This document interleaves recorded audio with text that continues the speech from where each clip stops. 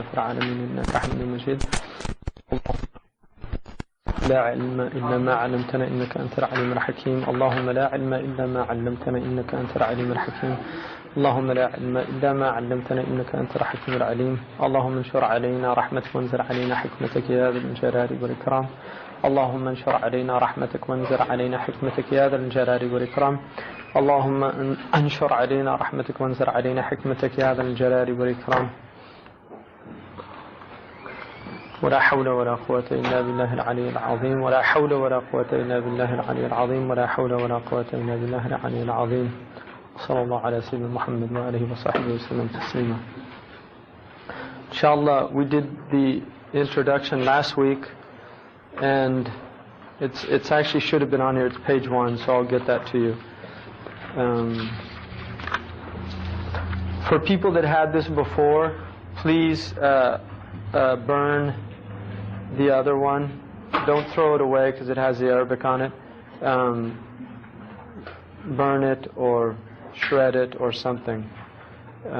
Because there's been, what's that? I don't know. If it doesn't shred the letters, you still have to burn it. So, because the letters, I mean, technically all languages are actually considered sacred and should be honored. That's what I was taught by one of my teachers, Mauritanian Sheikh, because he said the probability of the language having revelation is too high. And so, but Arabic definitely, these letters are in the Quran, and there are verses of Quran that are letters. Alif, Lam, Mim, those are letters, right? So, and then it's a respect for the written word. So, but discard that because there are mistakes in it, and I corrected them, most of them, inshallah. And because this is a work in progress, as they say. All right. So, after the introduction, he says, فَقُلْتُ بَادِئًا بِقَرْبِ الْبَدْءِ إِذْ هُوَ أَشْرَفُ مَعَالِ الْبَدْءِ. And this in Arabic, there's a play on words here. He says, I began by starting with the heart of beginnings, or I say beginning with the heart of beginnings, which is courtesy spelt backward, since this is the highest and noblest of beginnings. What he's saying is, if you look at the word al-bad',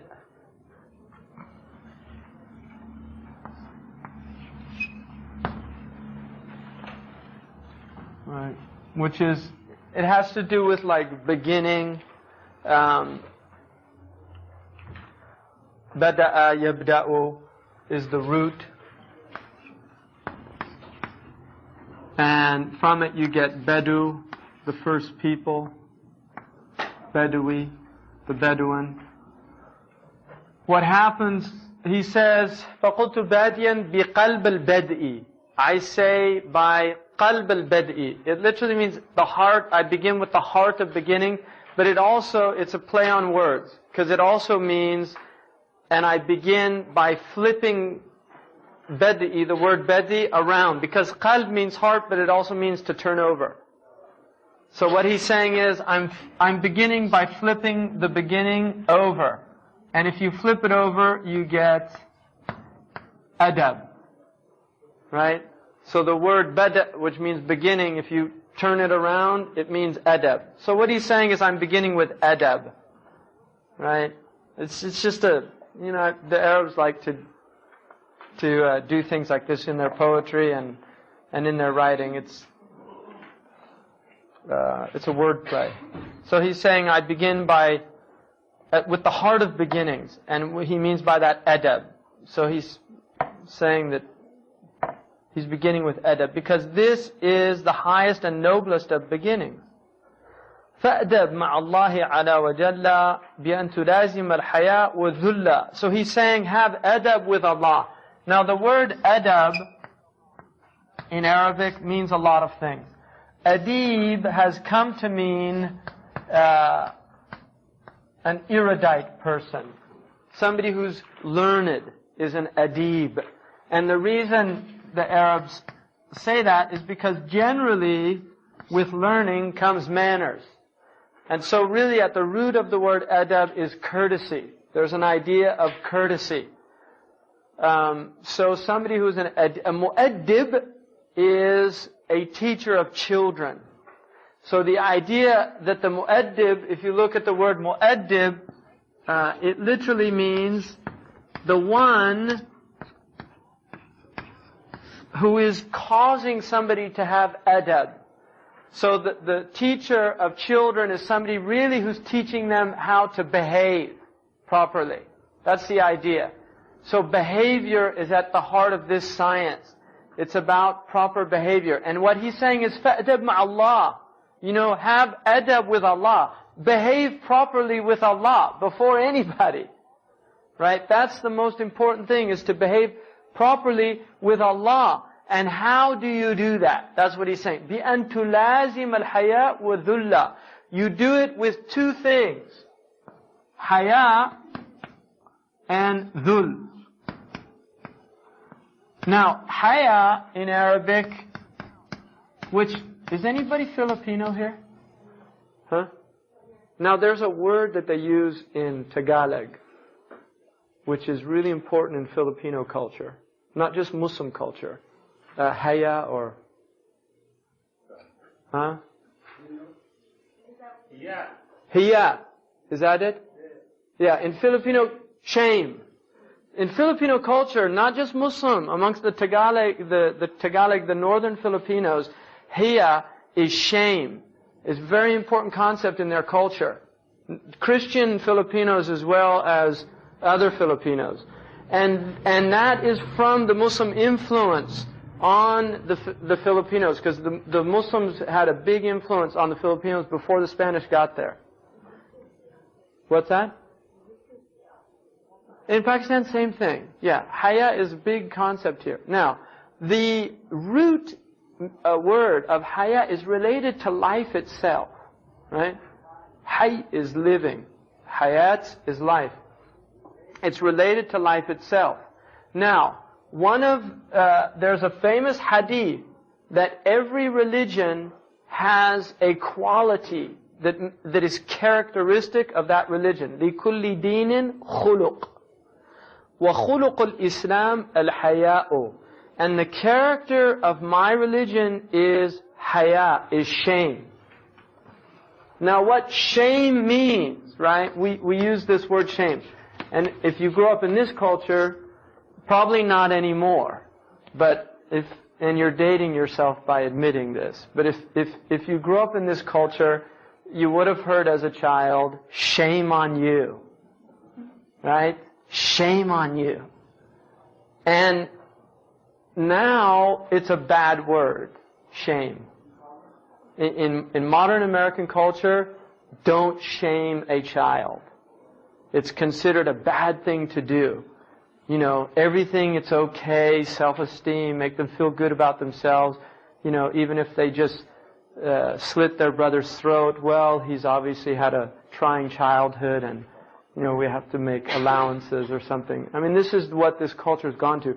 In traditional culture, they divide cultures into shame and guilt cultures, anthropologists. They say that guilt is an inward mechanism and shame is an outward mechanism, which shows how much they understand about this concept. What they mean by that, guilt comes from a German word which has to do with debt. And so when you're indebted, you feel an obligation to the person you're indebted to. The idea is, what guilt does, if you do something wrong, there's an internal mechanism that you feel guilty. And you want to relieve that guilt by rectifying what you've done wrong.